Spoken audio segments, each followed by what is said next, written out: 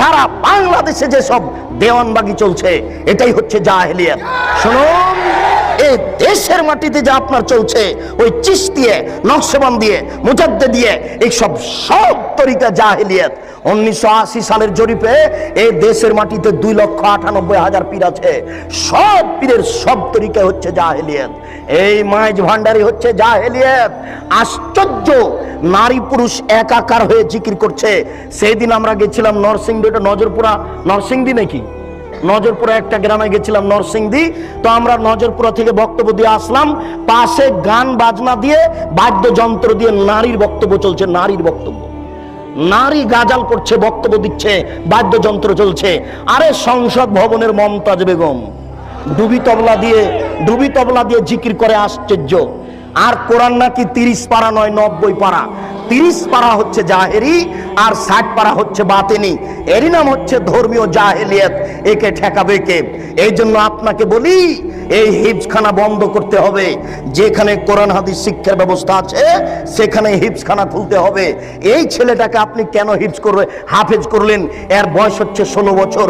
মাথায় একটা উঁচু টুপি দিয়েছে, তার উপর একটা রুমাল দিয়ে মানুষের বাড়িতে মিলাদ করে বেড়াচ্ছে, কোরআন মাজিদ পড়ছে আর ভালো কিছু খাবার দিচ্ছে।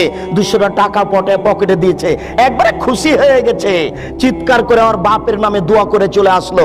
এ জাতির কি করতে পারে? যে চলিসা করে বেড়াই, যে কুলখানি করে বেড়াই, যে মানুষের দোকান করে আপনার উদ্বোধন করে কোরআন মাজিদ পড়ে, যে মানুষের বাড়ি উদ্বোধন করে কোরআন মাজিদ পড়ে, সেই হাফেজ দিয়ে কি হবে? সেই হিফজখানা বন্ধ করতে হবে। এই সামাজিক জাহেলিয়াত, এই ধর্মীয় জাহেলিয়াতের জন্য এই 3 নম্বর শ্রেণীর ছেলে দেওয়া হবে না। একেবারে বলিষ্ঠ কণ্ঠের, একেবারে নির্ভীক সেনা, যার অন্তরে কোনো ভয় ভীতি থাকবে না, যার বিদ্যের সামনে পৃথিবীর কোনো বিদ্যা টিকবে না। জাকির নায়কের মতো পৃথিবীর কোনো বিদ্যা তার সামনে টিকবে না, এবং নির্ভীক সেনা হবে। আমি মুসলিম চির রণবীর, মরণকে করি না ভয়, মরলে শহীদ বাঁচলে গাজী।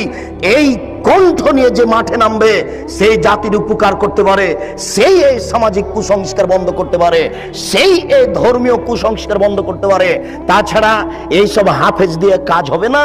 এ তো মানুষের দোকান উদ্বোধন করে, এ তো মানুষের বাড়ি উদ্বোধন করে। এর দ্বারা